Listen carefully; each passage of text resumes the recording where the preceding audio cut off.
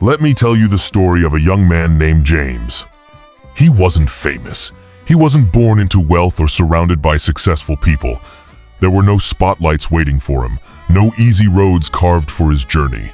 James was just ordinary. At least that's what the world saw. But inside, James burned something different. A quiet fire, a stubborn hope. James was born in a forgotten neighborhood where broken windows and broken dreams were part of the landscape. His mother worked long hours at a diner. His father, once full of ambition, had given up on life after being laid off and spent his days sitting in silence, staring out the window. They lived paycheck to paycheck, where every cent mattered and every day brought new uncertainty. By the time James was 12, he had learned more about struggle than most people do in a lifetime. He watched his mother cry silently at night, careful not to wake anyone. He watched bills pile up. He saw dreams die. But somehow, James didn't let it kill his own. While his friends talked about video games and parties, James thought about something else change. He didn't want to escape reality through distractions. He wanted to build a new one. He often sat by his small window at night, notebook in hand, writing his thoughts, his goals, his questions. Why do some people succeed while others stay stuck? He'd ask himself. What makes the difference? He didn't have the answers yet, but he had curiosity. He had hunger. Then came high school. High school wasn't kind to James. He wasn't the smartest in class, nor the most athletic. He stuttered when nervous, and he couldn't afford the trendy clothes or a fancy phone. Students mocked him. Teachers overlooked him. He failed a math test once and overheard a teacher say, "He's just not built for this." That broke something in him, but not in the way you'd expect. You see, for many people, doubt kills effort. But for James, doubt became fuel. He started studying not to prove his teacher wrong, but to prove to himself that he was capable. He stayed late in the library, worked on weekends at a grocery store, and saved every dollar he could. Not for clothes, not for status, but for courses, books, and dreams. But just when things started to make sense, life struck again. At 17, James's father passed away. A heart attack. Sudden, unexpected, unforgiving. That night, James didn't cry. He sat in his room, numb, a boy with pain too big for his heart. The next day, he still went to school. Not because he didn't care, but because he cared too much. His father had once said to him, "Even if I'm not the man I wanted to be, you can still become the man you were meant to be." James held on to that.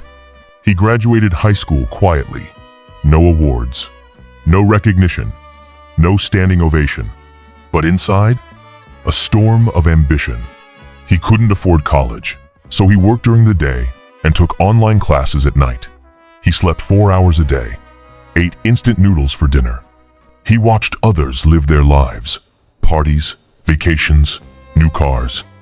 But he stayed focused, silent, patient. Some called him boring, some called him obsessed, but James didn't care. You see, when you're building something the world doesn't understand yet, they will call you names until they call you inspiring. At 19, he tried to start an online business. It failed. He tried again. Failed. A third time scammed. A fourth time no clients. People told him to just get a normal job. That some dreams aren't meant for everyone. But James, he believed that some dreams are only meant for the ones who refuse to quit. Then one day, something changed. A mentor, a stranger he met online, noticed his persistence. He gave James a chance. One client turned into 3, 3 into 10. Before long, James was running a small but growing business, helping companies build websites and market themselves. He made his first $100, then $500, then $2,000. It wasn't millions, but for James, it was proof.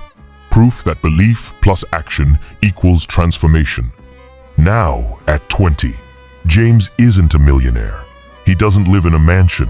He's not on magazine covers. But he's free. He works for himself, provides for his mother, funds his own college education, And most importantly, he mentors others who were once just like him. Kids who felt invisible, lost, broken. So, let me ask you something. Are you waiting for the perfect moment?